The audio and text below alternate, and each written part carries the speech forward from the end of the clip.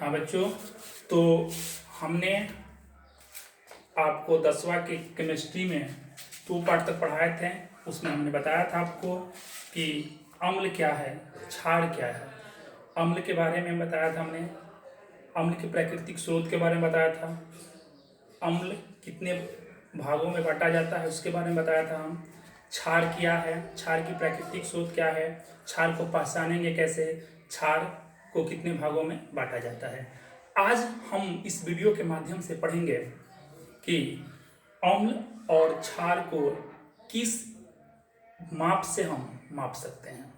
एक स्केल होता है, इस स्केल के माध्यम से हम अम्ल और क्षार की सांद्रता को मापते हैं। जो स्केल है उसका नाम है पीएच मान।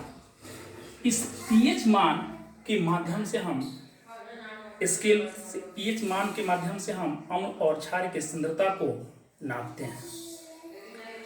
अब रहता है बात कि सर ये पी और पीएच क्या होता है। तो हमने आपको बताया था कि यह एक मापन प्रणाली है, अम्ल की एक मापन प्रणाली, उसकी सांद्रता की एक मापन प्रणाली है। सबसे पहले होता है कि पीएच मान का महत्व क्या है। हमारे दैनिक जीवन में पीएच मान का महत्व उतना ही है जितना कि जीवन के लिए जल और वायु है। तो पहले प्रश्न उठता है कि सर ये पीएच मान की खोज किसने किया। तो पीएच मान का खोज सबसे पहले एक रसायन शास्त्री सोरेनसन, क्या नाम उनका, सोरेनसन ने 1909 में, कब, 1909 में एक अम्ल और क्षार के सांद्रता को मापने के लिए एक स्केल बनाया, जिस स्केल का नाम हम पीएच मान कहते हैं। अब प्रश्न उठता है कि सर उस स्केल को हम पी और एच ही नाम क्यों देते हैं, जबकि हम उसका अनेक भी नाम दे सकते थे। लेकिन जो सोरेनसन हैं वो जर्मनी के रहने वाले थे, तो जर्मनी भाषा में पी शब्द का अर्थ उन्होंने पोटेंजेड कहा, जिसे हम इंडिया के अपनी शाब्दिक भाषा में उसे हम पावर देते हैं। पावर यानी शक्ति, पावर यानी शक्ति देते हैं। और एच के बारे में आप लोग तो जानते ही हैं, एच माने हाइड्रोजन। क्या होता है,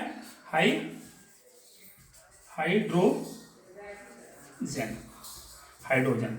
तो सरल भाषा में हम बोले तो पीएच का फुल फॉर्म होगा पावर ऑफ हाइड्रोजन।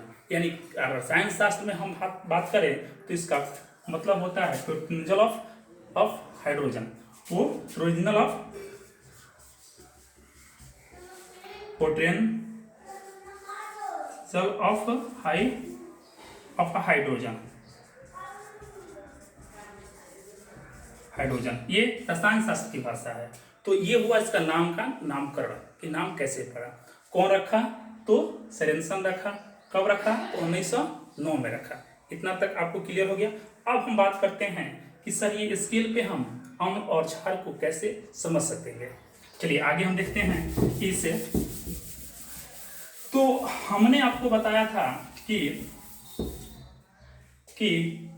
अम्ल और क्षार को कैसे हम इस स्केल पर समझेंगे। तो सबसे पहले सोरेनसन ने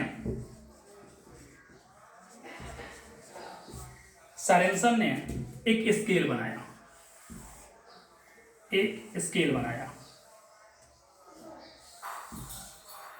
इस स्केल में एक मापन प्रणाली दिया जिसकी क्रम संख्या है 0 से 14। अब इसको हम कैसे समझेंगे कि सर 0 से 14। देखिए, जैसे हमने स्केल देखा है कि 0 यहाँ देते हैं तो उसमें हम एक पॉइंट देते हैं, जैसे 1 2 3 4 5 6 7 8 और 9 10। जैसे 10 पर जाते हैं तो यहाँ 1 मानते हैं। फिर हमने शुरू किया यहाँ पे 1 2 3 4 5 6 7 8 9 और 10, तो इसको क्या माने, 2 माने।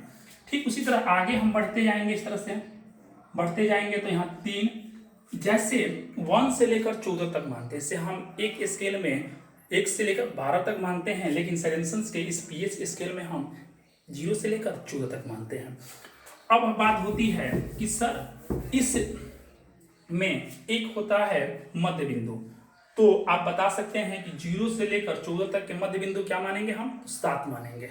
7 क्या मानते हैं? 7। अब हमको बताना है कि सर 7 मानते हैं, इसके 2 कारण होता है। देखिए, एक आपने पढ़ा है कि अम्ल को खट्टा लगना, तो अम्ल को खट्टा लगने का मतलब हो गया क्या कि अम्ल खट्टा है और ये होता है क्षार का कड़वा होना, तो दोनों में डिफरेंट है। एक मध्य बिंदु होना चाहिए ना कि दोनों के बीच में बांटे, वही मध्य बिंदु क्या है हमारा? ये 7 है। जैसे जल हम लेते हैं, तो जल लेते हैं तो जल जब हम चखते हैं, पीते हैं, तो उसकी स्वाद न तो खट्टा है नहीं कड़वा है, तो वो भी एक अम्ल है। तो सर उसकी मान हम क्या रखेंगे? तो उसकी मान हम न वो अम्ल में जाता है और नहीं वो क्षार में जाता है, इसीलिए उसका मान हम क्या मानते हैं? 7। तो मध्य बिंदु क्या माने हम? 7। तो ठीक जल की तरह बहुत ऐसे अम्ल हैं जिनकी पीएच मान 7 होता है। अब हमको यहाँ पढ़ना है आगे कि जब अब इस स्केल में मध्य बिंदु क्या मान दिए बाबू? तो 7 क्या माने हैं? 7। अब हम 7 से 0 से लेकर 7 तक जितनी मान आता है उसको हम अम्ल की दृष्टि में देते हैं, और अम्ल से अधिक यानी 14 तक जितना आता है सबको हम क्षार मानते हैं। क्या मानते हैं? क्षारक या क्षार मानते हैं। तो अब हमको ध्यान देना है कि सर इसमें अम्ल में भी हम पढ़ाए हैं आप लोगों को। अब हम बात करेंगे 0 से लेकर 7 तक की, तो 0 से लेकर 7 तक की बात करेंगे तो उसमें हम पढ़ाए हैं आपको अम्ल 2 प्रकार के होते हैं। एक होता है प्रबल अम्ल, दूसरा होता है दुर्बल अम्ल। तो प्रबल अम्ल की मान क्या होती है और दुर्बल अम्ल की मान क्या होती है? तो हमने 0 से लेकर 7 तक का अम्ल की दृष्टि में रख दिया, और 7 से अधिक 14 तक आपको हम क्षारक में रख दिया। अब इसमें हम आपको जो पॉइंट दिए हुए हैं, ये पॉइंट हमको दशमलव दर्शाता है। क्या दर्शाता है? दशमलव दर्शाता है। तो अब हम इसमें 1 2 3 4 5 6 और 7 ये रख सकते हैं। तो इसको हम 2 भागों में विभक्त करते हैं, क्योंकि अम्ल में आपको हम पढ़ाए थे कि अम्ल 2 प्रकार के होते हैं, एक प्रबल अम्ल और दूसरा दुर्बल अम्ल। तो प्रबल अम्ल सर इसमें कहाँ तक मानेंगे और दुर्बल अम्ल इसमें कहाँ तक मानेंगे? तो 0 से लेकर 3 तक ये क्या होते हैं? प्रबल अम्ल होता है, प्रबल अम्ल होते हैं। और 3 के पॉइंट के जैसे बीच में पॉइंट होगा, इस पॉइंट के बाहर तो हम बात करते हैं कहाँ तक? तो 6.9 तक, 6.9 तक 6.9 तक जाते हैं, तो इसको हम दुर्बल अम्ल मानते हैं, इसको हम दुर्बल अम्ल मानते हैं। अब आगे बढ़ते हैं, तो फिर सर 7 के बाद हम 14 जाते हैं, तो उसमें भी आपको हम क्षार में पढ़ाए थे कि क्षारक भी 2 होते हैं, एक प्रबल क्षारक एक दुर्बल क्षारक। तो अभी पहले हम बात कर लें अम्ल की। अब हम देखते हैं इसमें कि कुछ ऐसे अम्ल होते हैं जिसकी मात्रा 3 से कम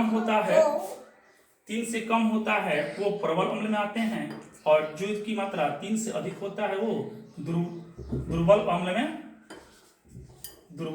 अम्ल में आते हैं। तो अब आगे की वीडियो में हम पढ़ाएंगे कि क्षारक में सर कहाँ तक प्रबल होते हैं और कहाँ तक प्रबल क्षारक होते हैं और कहाँ तक दुर्बल क्षारक होते हैं। तो आपने आज समझा कि पीएच मान क्या होता है, पीएच की खोज किसने किया, स्केल की मापक प्रणाली कितनी होती है, पीएच का मतलब क्या होता है, और ये पीएच मान अम्ल और क्षार में क्या दर्शाता है। तो अब आगे की वीडियो में हम लोग बताएंगे क्षारक क्या होते हैं, 7 के बाद क्षारक कहाँ तक जाते हैं और प्रबल क्षारक कहाँ तक जाते हैं और दुर्बल क्षारक कहाँ। उसके बाद बताएंगे कि कुछ प्रबल क्षारक हैं जिसकी पीएच मान क्या है, कुछ दुर्बल क्षारक हैं जिसके पीएच मान क्या है। तब तक लिए धन्यवाद।